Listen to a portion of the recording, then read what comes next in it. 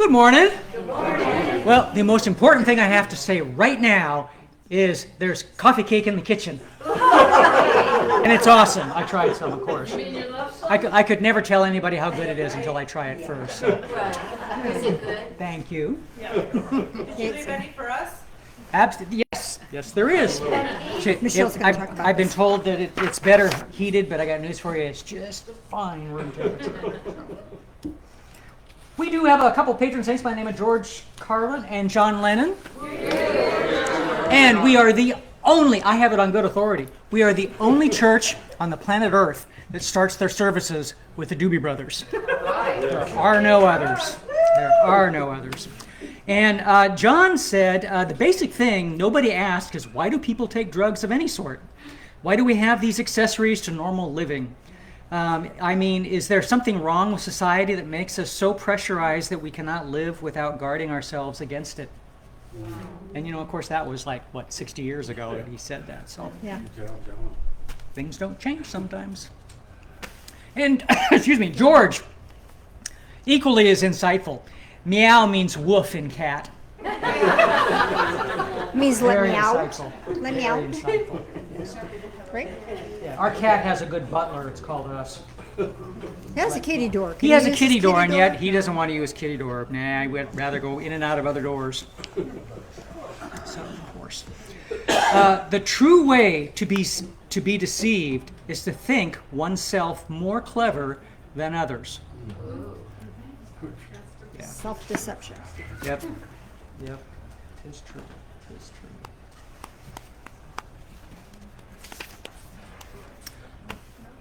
Hollywood legend has it that in 1931, executive director of the Academy of Arts and Sciences, Margaret Herrick, dubbed the Academy Award statue Oscar because she thought it resembled her uncle Oscar.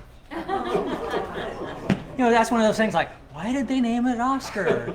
Named after some dude, so imagine that. You should tell people about that show you watched about Gibraltar. You mean about the Neanderthals, or which? Ian Fleming. Oh. Well, just briefly, really good PBS stuff. PBS is awesome. It was on Gibraltar, and it gave a history all the way back from the Neanderthals that used to actually live there, the last of their kind. And long story short, went through all the history and everything, and then during World War II, the British built almost 30 miles of tunnels in the rock. This island is only 2 miles across, so get a picture of that. But anyway, long story short on that is they were showing some different rooms and everything, and they showed one like a code room where they did a lot of stuff. And she was saying that one of the officers there, was really involved and in the military. And he said, yeah, and he was an author later on. And my first thought was, oh, it couldn't be Ian Fleming. Ian Fleming. 007. So there's a lot of this based on truth. There was a lady there named Moneypenny, and she went on and on and on about things that were in that bunker that actually came out in the books and movies later on. So I think stuff like that is, oh, absolutely. I think stuff like that's fascinating. He who falls in love with himself will have no rivals. Benjamin Franklin. A smile is a Here we gift. go. Yeah. A smile is a gift you can give every day. Yes. Receive too. The fall of a leaf is a whisper to the living. Oh. Oh, no. Everybody remember Benjamin Franklin. Okay. I get him new ones that have stickies on them. Does he use them? No. They're probably on the bottom of the Ladies bag. writing church bulletins. Miss Charlene Mason saying, I will not pass this way again, giving obvious pleasure to the congregation. For those of you who have children and don't know it, we have a nursery downstairs. Next Thursday, there will be tryouts for the choir. They need all the help they can get. Irving Benson and Jesse Carter were married on October 24th in the church. So ends a friendship that began in their school days. Just the wording. Just the wording. This is many pages long. Over the last few months, I've read pieces here and there. This is the stuff that you would tell your kids, you know, when I was your age, you know, that kind of stuff. We all heard those stories. Well, this one actually was from 2011.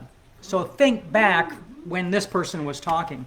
There were no MP3s or Napster or iTunes. If you wanted to steal music, you had to hitchhike to the record store and shoplift it yourself. Or you had to wait around all day to tape it off the radio. I used to do that. Oh. And the DJ would usually talk over the beginning and mess it all up. There were no CD players. We had tape decks in our car. We'd play our favorite tape and eject it when finished, and then the tape would become undone, rendering it useless. Because, hey, that's the way we roll, baby. We didn't have fancy crap like call waiting. If you were on the phone and somebody else called, they got a busy signal. That's it. Those were the days. Those were the days. Unless you had a party line. Yeah, true, true. Those were fun. Yeah, okay. Remember, these jokes, ridiculous, stupid jokes. Remember, these are like dad jokes. This is what you were Worst. warned about. Yeah, yeah. Okay, but these ones have a musical context, so you'll understand at least where some of them come from. You might even be able to guess some. What was stolen from the music store? The lute. How do you make a bandstand? Take away their chairs. Why do hummingbirds hum? Because you can't sing? They forgot the words. Yes, of course. Why shouldn't kids go to the symphony? Too much sax and violins. I like that one. What kind of band doesn't play music? Rubber band. Yes. Boy, you got great grandkids or little kids or whatever, something. Yeah, it's the only way you're going to get those. She has a husband. Well, that's true. That's true. She does. So true. T-shirts you can get for yourself, but you may not want to. But you may want to get them for others. Musical puns are my forte. Life's a struggle when you're a muggle. Where there is a will, there is a way. Anyone seen Will? Embarrassing my children, just another service I offer. Actually, children, we don't embarrass them anymore. We do embarrass grandchildren, though. That's a lot of fun. That is fun. So. How are you this morning? Hi, I'm fine. I just love looking at you people. Hi, Peggy. It's so much fun. Beautiful faces, smiling. Is there a children's song? We're all in our places. With bright, shiny faces. Bright, shiny faces. Yeah. This is the way to start a new day. Okay. Okay. Let's start our day differently. Okay. No, let's Childishness now. say what? Some of us are going into our second childish now. Yes. Some of us are at the Some of us never left it. Yeah. So we have a guest speaker today.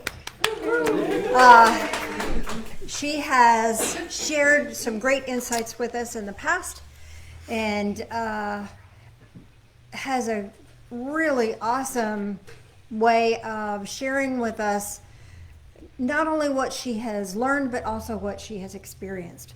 So let's give a really good Divine Fellowship welcome to Michele Lanigan. I have to move too? I'll get out. Okay. Yeah, we're starting out with maps and handouts, so. Uh-oh. Is that a good sign or not? Doesn't make us read. I don't know if it's a good sign or a scary sign. Is it working? Can you guys hear me? Yeah. Like good? I gotta get my book. Want me to bring it to you? There's a lot of them. Looks like we're going to school. Good Lord. I'm gonna read from all of them. Are you guys ready?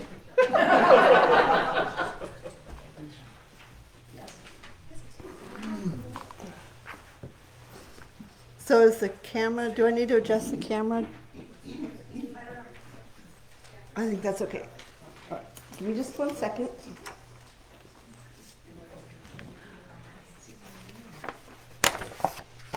So don't worry, I'm not going to read from all those, just a few of them. So I want to give you a brief history or a little summary, I'll call it, of the early Christians. So from a historical perspective, if you look at that map I gave you, that's from 70 AD. And just to remind you, I mean, when I was growing up, I really never sunk in. I knew that BC was easy, that's before Christ, and AD I always thought was after death. Right. AD is Anno Domini. And BC before COVID? No, before Christ. Before. So anno is Latin, and it means anno is Latin. Sorry, I got my teacher hat on. You guys gotta pay attention. Yes, ma'am. So anno means year, and Domini means Lord. So it's the year of our Lord, and it was when he was born, not when he died. And I have a hard time remembering that, so I changed AD to arrival date.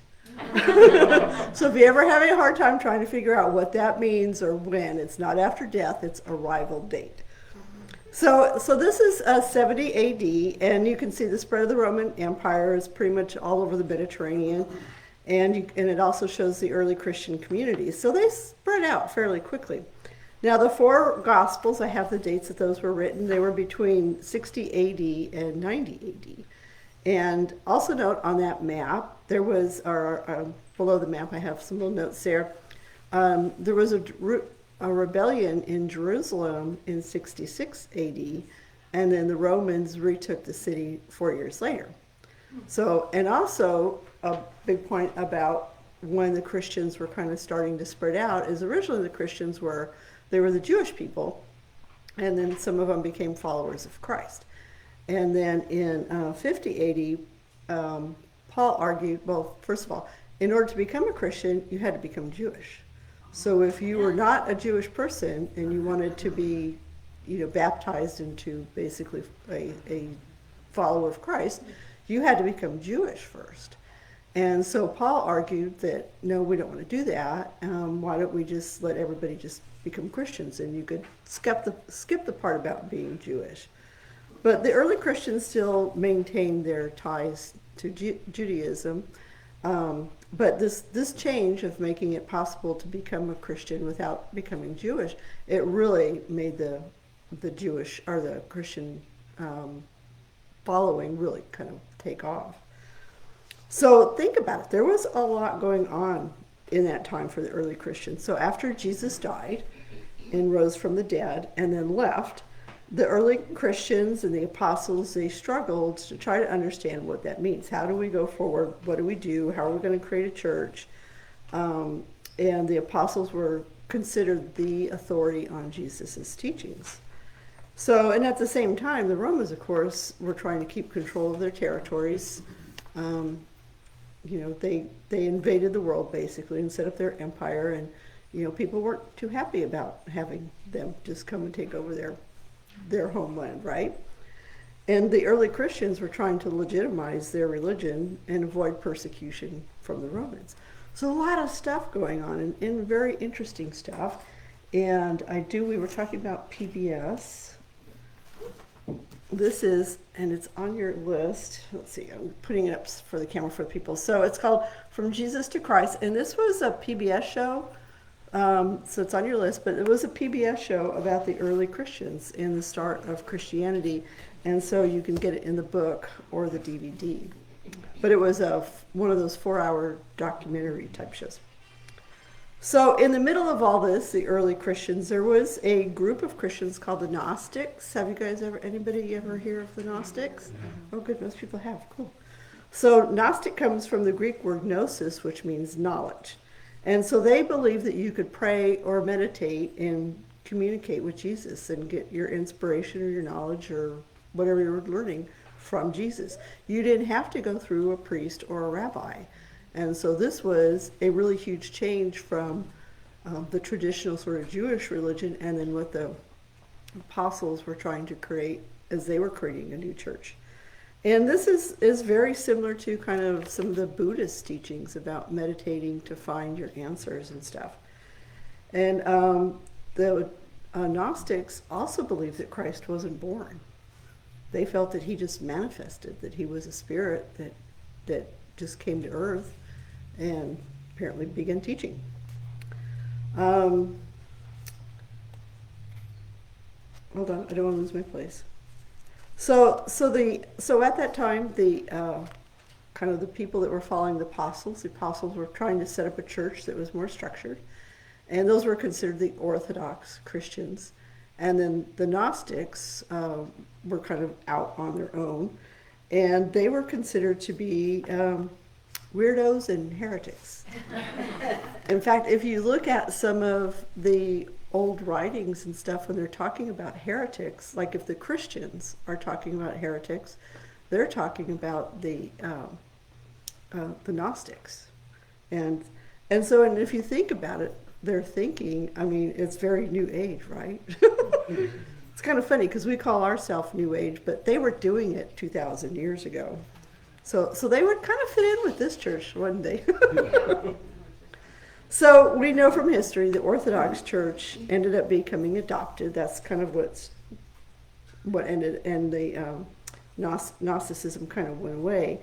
But if you think about it from where they were at, the early Christians, the apostles and their followers wanted their church to survive. And the Romans wanted their empire to survive.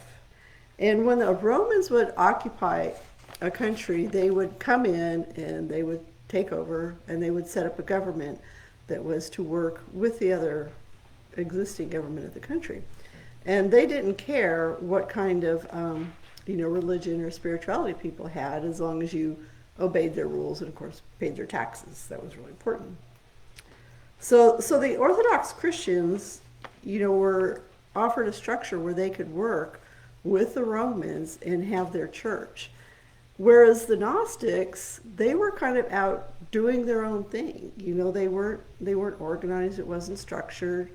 They had meetings, they had writings, and they did things like that. But they were not part of like a bureaucracy, like a church. And so eventually they disappeared. And so you're probably wondering, if the Gnostics disappeared, how do we know about them? So good question. So there are a number of religious texts that have survived over the years that are attributed to the Gnostics. And the most famous one is this one. I got to put it to the camera for the people online. So this is the Nag Hammadi Library, and it was discovered in Egypt by some local people there in a cave, and they were in ceramic jars. So they were in the cave looking for something. I can't remember why they were in the cave, but anyways, they ended up discovering all these ceramic jars, and they realized that this was like the Gnostic tradition. I mean, they ended up going and being translated and stuff. So there's something like about 45, if you look at the index, and if somebody wants to come up, because this is the whole thing. And there's like 45 different texts in there. And they're referred to as the Gnostic Gospels. And this lady is named Elaine Pagels, and I think I found this, I took a bunch of biblical classes years ago, and I don't remember if I found this on my own or if it was one of our textbooks, but she does a really good job explaining early Gnosticism and talking about these books and what they mean and kind of how they reflect what was happening at the time. But if you were to go like into the bookstore and go to the Bible section, or go to the library and go to the Bible section, you'll find the Lost Gospels. Let's see, what was the other one? So there's the Gnostic Gospels, the Dead Sea Scrolls.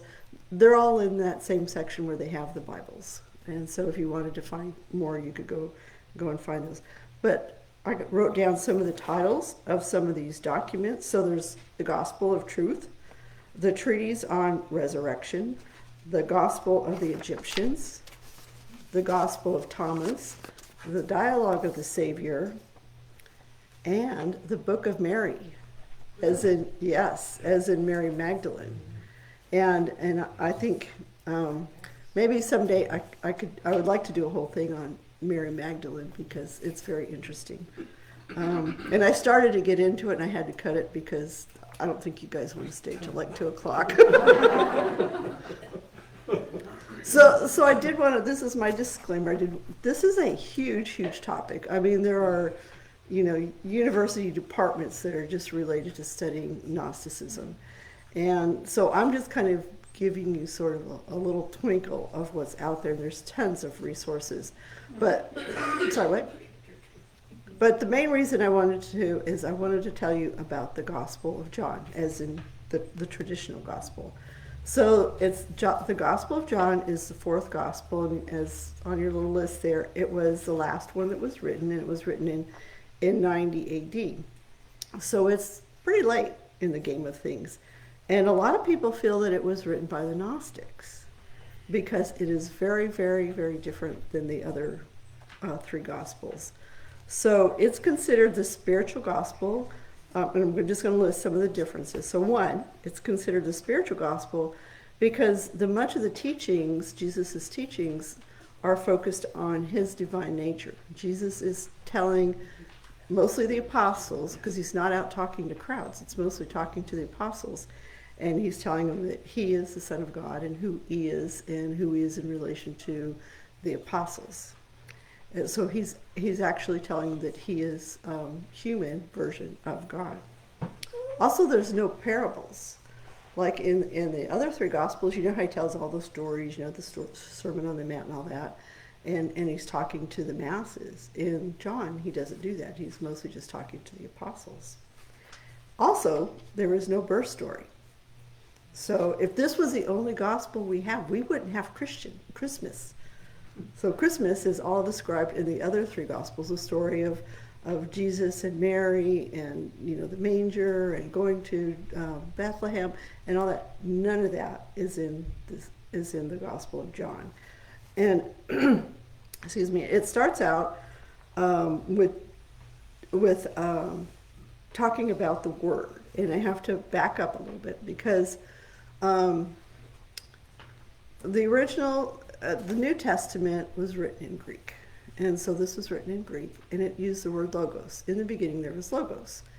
And logos doesn't translate well into English, and they've used, in most Gospels, they use word.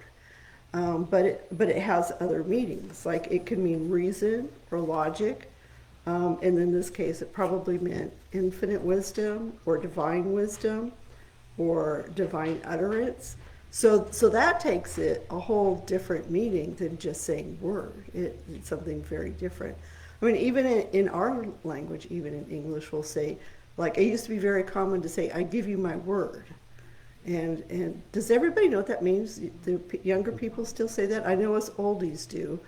But it's like a very solemn promise. But if you were to not know that and read it in a book, it wouldn't make sense. So it's kind of the same thing. In Greek, the word logos has a lot of meaning. And so keeping that in mind, I'm going to go ahead and read the first. This is the only reading I'm doing, I promise. If I find it.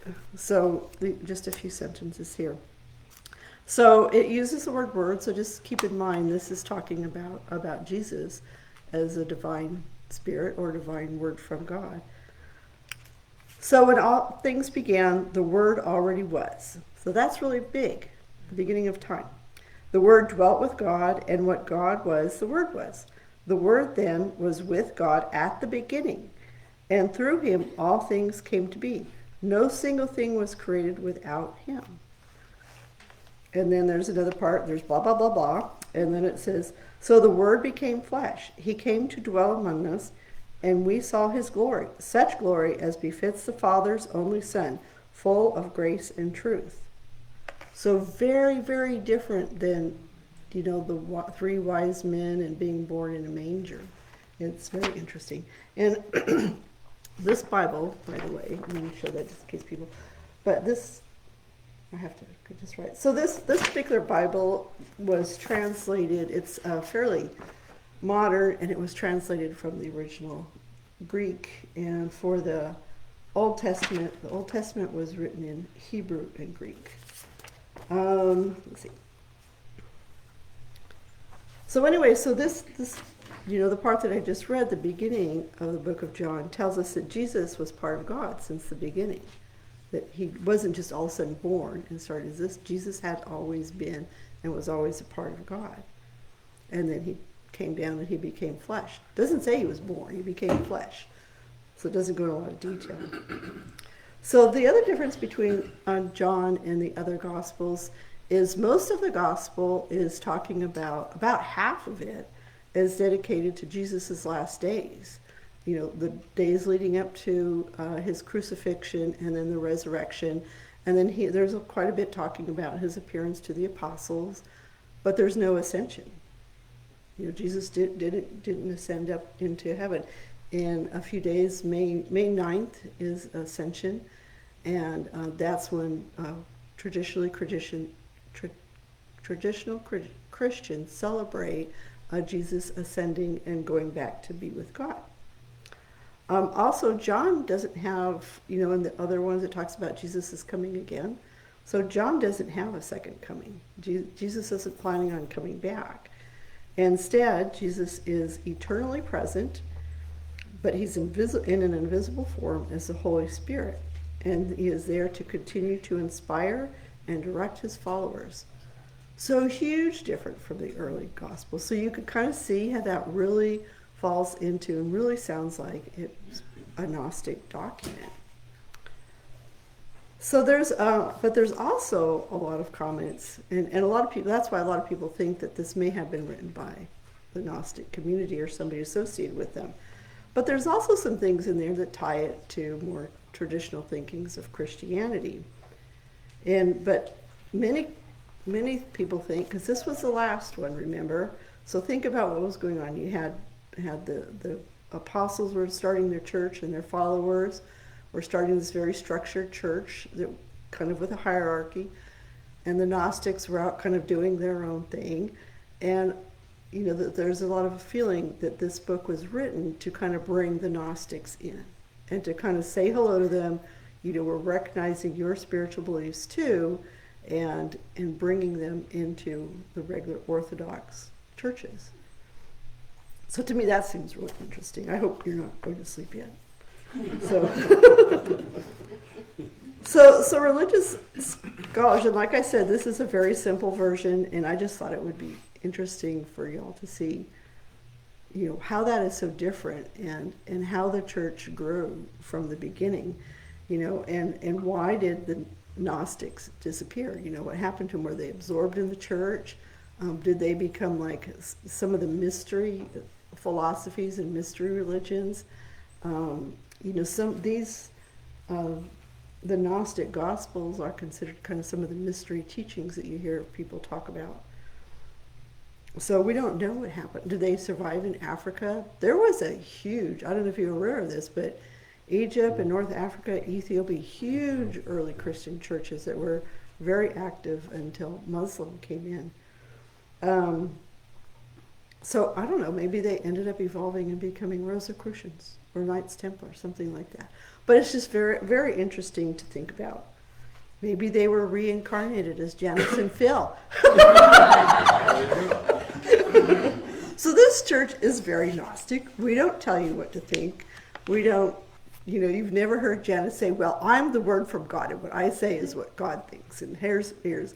We don't do that, and I think it's just really cool is the tradition of this church is we teach you tools. I mean, all the meditations that like all the little journeys and things that Janice has us do in our meditations are to find our answers, right? You know, we're all here searching for our own answers, and you don't need a go-between to have a relationship with God and with Jesus or with yourself. And I think that is really cool. I think we're Gnostics. So I think it's pretty funny that after 2,000 years, we're still embracing some of the Gnostic traditions and calling it New Age. So after church, you're welcome to come up and look at some of these books. Here's one other I want to point out, or actually there's two. These are both written by the same guy, Stephen Harris, and that's Stephen with a PH. I'm letting the people online know, but it's in your list. He was a college professor that I had, and he wrote very easy to understand books about the Bible. And this one is just called the New Testament. by Stephen Harris. And then this is another one. And I love these books. You could tell that I refer to them often. and those aren't necessarily old. And so this one also.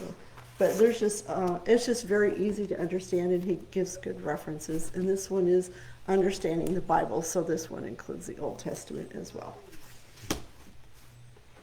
So with that, I think we should do a meditation and maybe find our inner Gnosticism.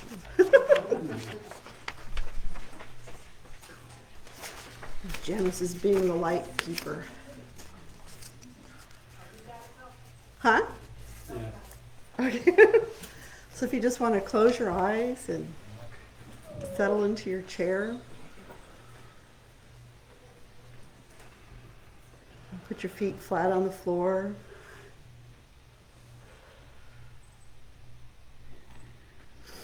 Take a deep breath. Just notice how your body feels. How your feet feel touching the floor, back of your chair. And you can make a connection between the base of your spine and the center of the planet. Kind of ground yourself into the earth. Notice how that makes your body feel. Talking about religious stuff kind of lights us up sometime. It's either intense or it's scary or it feels controlling or a lot of things. And you can just let anything that feels stressful in your body, just release it. And it can just go down your grounding cord. And then just picture yourself being in a bubble. This is your bubble, your energy, your space, your information. Nobody else is allowed there. You can just be in your own little bubble, in your chair. And notice how good that feels to just be grounded and connected to the planet. And picture yourself in your little control room in your head. So you're sitting right in the middle of your head, behind your eyes. This is your little control room. From here you can notice how your body feels. Take a deep breath.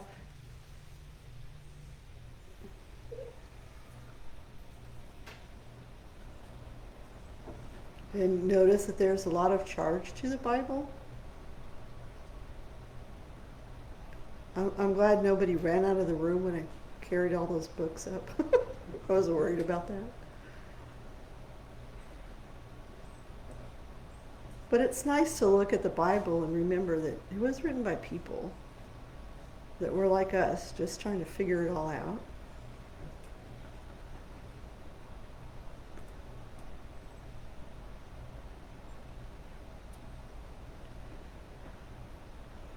And just notice how you feel. When you think about what was going on in those early days, does any of that feel familiar?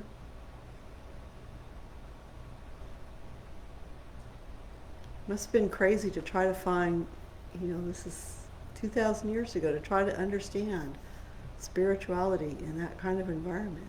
But people were.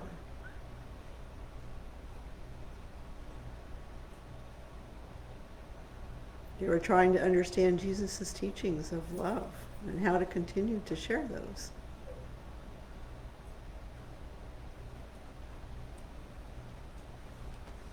Can you imagine what it was like for the Gnostic people? At one point, they had to decide, we need to hide our documents. We have all these documents, about 45, 50 of them. We have to hide these. And they gathered them all up, and they put them in ceramic jars and sealed them and put them in a cave out in the desert.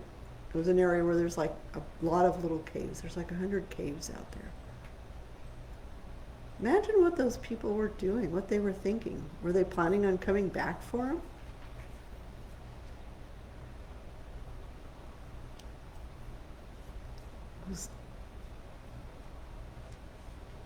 It was 1900 years later when they were discovered.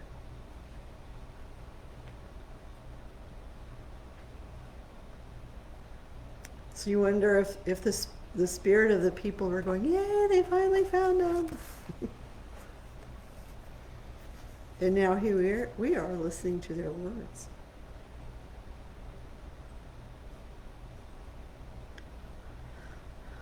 So just breathe and let go of any tension in your body. As you think about the Gnostics, the Egyptians, the Jews, the Romans, the Greeks. What were all these people doing at that time?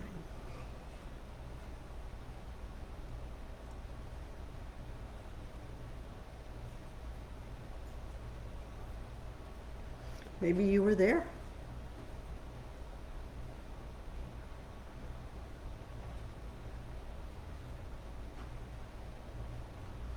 And now today you don't have to be secret. You can be yourself. You can find your spirituality without having to hide anything in a cave. Or just in a little church in Richland. Or people online.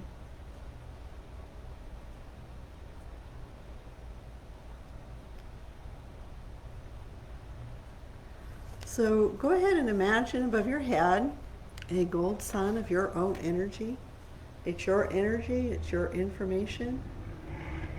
Wherever you may have left energy laying around, talking to somebody, just call it all back. Picture that big gold sun like a giant magnet of gold energy above your head.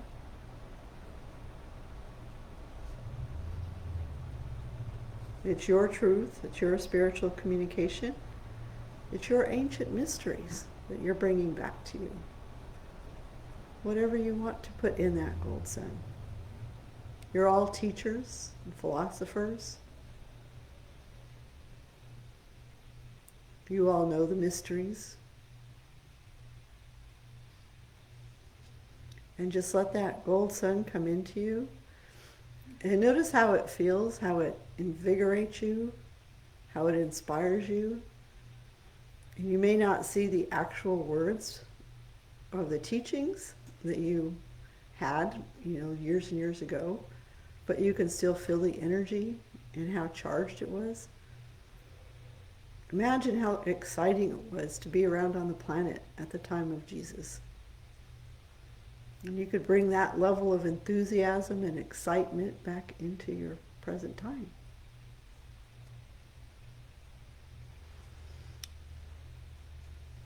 Today is April 28th, 2024. So just be into present time. And when you're ready, go ahead and open your eyes and stretch a little. And I'd love to hear any comments. There we go. Thank you.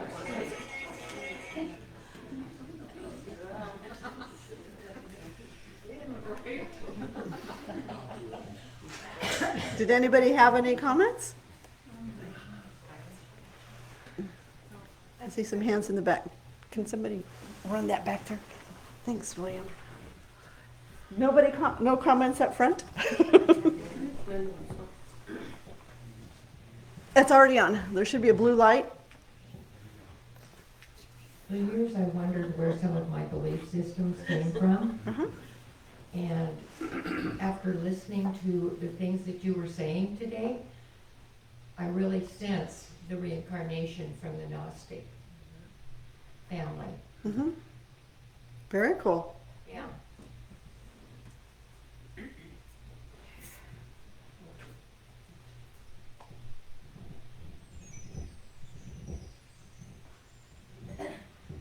Well, first of all, you guys bear with me, I'm going through my second childhood. But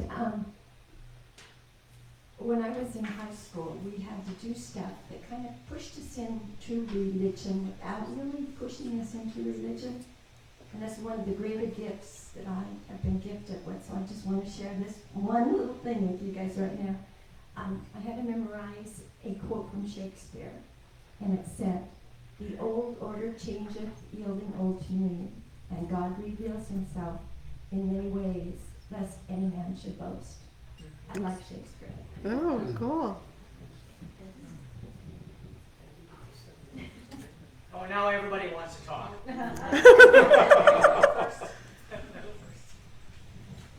I was pleasantly surprised when you brought up Mary Magdalene. Yeah. Because this past year I've just soaked up every book I could find on it and studied it with a book club. And I just was amazed at the personality that came through with a lot of the women, and learning how educated so many of them were, and it wasn't exactly what I was brought up. An old line Pentecostal woman,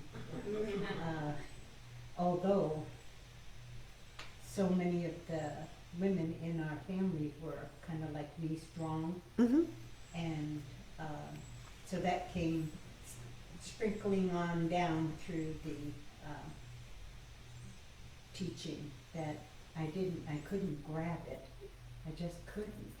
And allowing different things, I think, what is all the limitation that's going on? And which brought me to this church, that I dipped in, really dipped in. And it's so freeing to know that you don't have judgment. And if you are more this or more that, that's okay, that's your pathway. Mm-hmm. And you should have peace with what you're holding on to, and peace of what you're letting go of. So it sounds like May's going to do a service on Mary. Is that right? I think you're probably in the wrong section of the religion. May, did you read the Gospel of Mary? Yes. Yeah, it's very interesting. There's a part in there where Mary says Jesus appeared to her, and she's telling the apostles that, and Andrew says, "Well, I don't know about you guys, but I don't believe her." And then so Peter and I think it was Andrew are kind of arguing about it, and Andrew's like, "Well, Peter, you always were a hothead." Yeah. And then Levi says, "For one, I believe her. Why should, she was the one that Jesus loved more than the rest of us." And then they kind of agree that, okay, she did, but they also agreed that we would still we're not going to splinter off. And Mary went out and was a teacher along with the other apostles. So, when you talked about like what in meditation, what do we want to remember or what do we want to write down? I feel like it was a memory or like a past life regression. I was standing on a hill in ancient Egypt, and I'm looking out, and the sky is dark, like almost dark purple, and there are spaceships all over the sky, and there's the pyramid, and it has a gold cap on it, and there's like a beam of light going up and down from the top. I'm getting goosebumps right now. What? So what I wrote down what I saw, and I put it in one of the jars. Very cool. Any other comments or questions? Sandra? Let me get you the microphone. Where is it? Where's the microphone? Oh, thanks, Beth. Recently, we watched the Moses movie, Uh-huh. and that brought back just the feeling of what people were going through when they left Egypt. The Egyptian slaves. And so, but it was just so.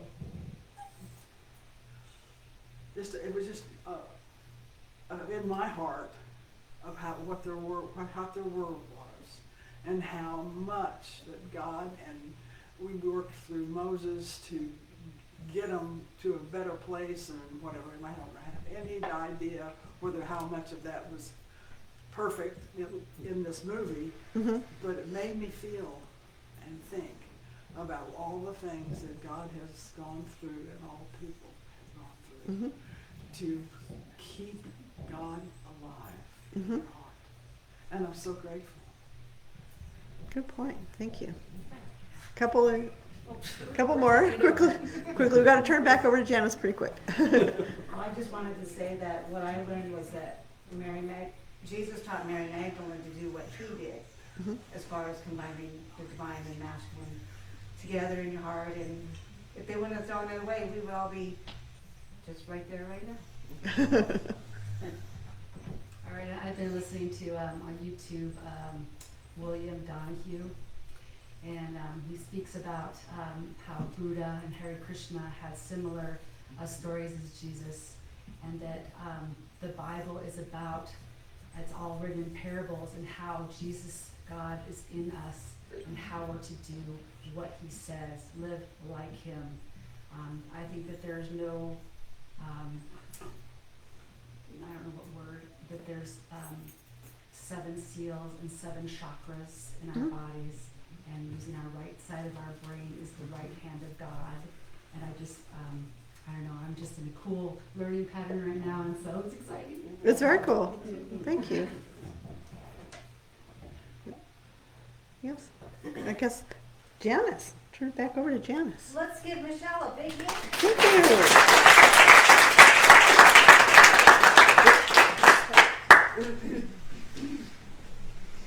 I made a mess up here. Good. Messes are good. Cook messes especially. Yes. Oh. So let's do communion. Whereas 26 years and we've never had a history lesson. Thank you. More than a history. More than a history lesson. Yeah. Reconnection to our own history, I think. Yeah. So communion is this opportunity for us to reconnect with Jesus. However that is for you. Phil and I don't care. We care, but we don't care. We care about you, and we care that you have faith. But what your faith is up to you.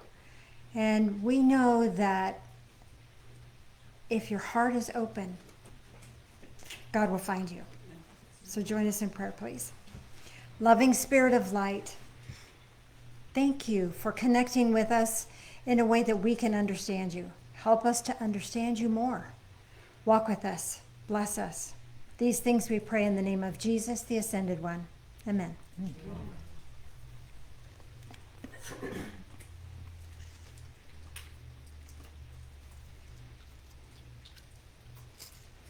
Let's see if I can make a mess. Join us in prayer again, please. Loving Spirit of light, as we live this life, help us to drink it in. All of it. Help us to understand that whatever we are experiencing is for our blessing and our benefit. Help us to walk in faith. Help us to walk in light. Help us to walk in love. These things we pray in the name of Jesus, the Ascended One. Amen.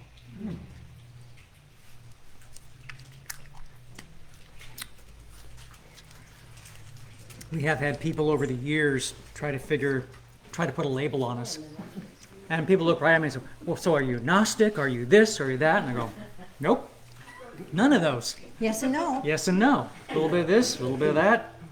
Whatever you want. Whatever you want. We don't care what you believe. I We care. thought Michele said it beautifully.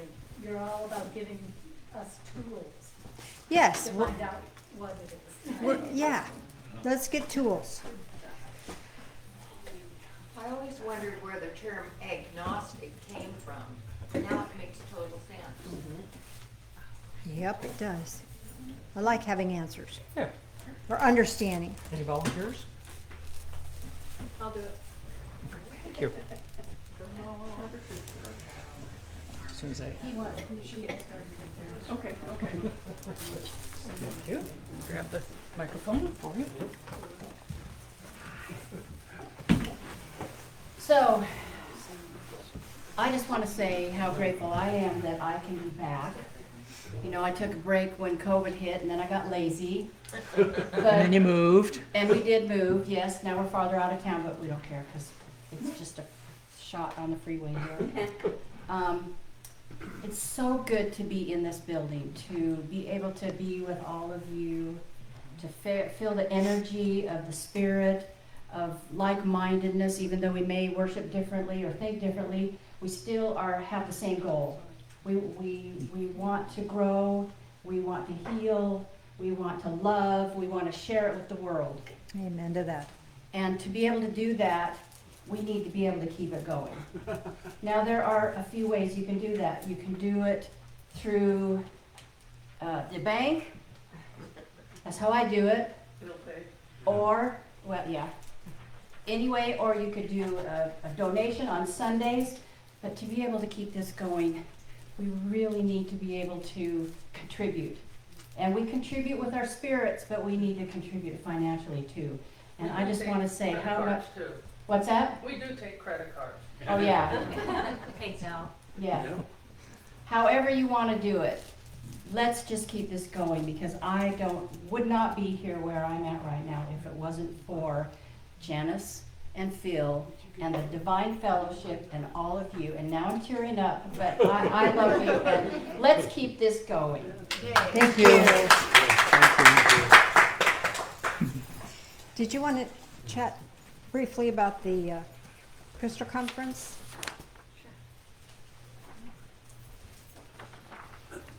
Where are you going to be and all? I'll do it right here. Just, you want to stand here so the Oh, camera can yeah, get you? camera. Camera. People online need to know this Oh, too. there, I can't see. Even It's if you me, you're can't be there, here. you're there. It's me. So we're having a crystal conference on May 17th, 18th, and 19th. So just a few weeks away. And A few weeks do away. we want to show them? So here's our whole poster for it. You But can go online, there's a calendar and yes. links. And so on the Friday, the 17th, we'll be having readings all day. So we've already had a reading and volunteer list for that going around. So we would love to have more readers and people coming in to get readings. And that's going to be from 10 to 4. And then Saturday, it's from 10 to 4. And we're going to have speakers. See, Janice is speaking and Beth is speaking. And I forgot who the third. Cami is speaking. So we're going to have speakers. We're going to have the whole back room is going to be set up where you can buy crystal stuff. I'll let you explain him. And then on Sunday we'll be having our regular church service, and we'll still be able to have the shopping experience in the afternoon. And did you want to tell about the guy that's going to be here? I forget. I've got a microphone. His name is Mark Humphrey. And he was from our expo, and he had amazing. He was the one in the back room. That had amazing crystals for us. And so he's excited. He's loaded up his van. He's ready to roll. He wants to bring the kind of stuff we want. I've sent in several orders of specific things that people are looking for. And I told him we went to the show for the Gem and Mineral show here a week or two ago. And we saw they had their booth there, and they had pictures of Mark and his wife next to crystal cathedrals, amethyst, huge, at least 20 feet high. Yeah, standing next to him. It's like, oh my God, it's hard to imagine. And he knows a lot about crystals and what they work for and how they do. We asked him to do a seminar. He didn't want to do one this time, but if you have any questions about any of the crystals that you want to buy, he's happy to give you that information. So he's a wonderful resource in that regard. So it's the Crystal Rainbow. He thinks like us. Yeah, thinks like us. Weirdos. Yeah, one of those. Yes. Yeah. Let's do an energy circuit for the folks online, and then we'll do our energy circle. So rub hands together really, really, really fast. You're still connected into Divine Source, whatever that is for you. Bringing that in, let that energy flow into your heart space. From your heart space to your left hand to right hand, and then back to your heart space. And this allows an energy circuit to connect. And when that energy circuit is connected, energy will build between your hands. You can kind of feel that energy there. This is not your energy. This is divine energy. That's sacred energy. It's pure energy. It's not hindered by worry or fear or doubt or anything. It's just full and powerful. And it's for you. So bring that into your heart space. Have a great week. We will see you next time. God bless. And say goodbye, everybody. Goodbye. And let's circle up for our circle. 'Cause we do it different for for us.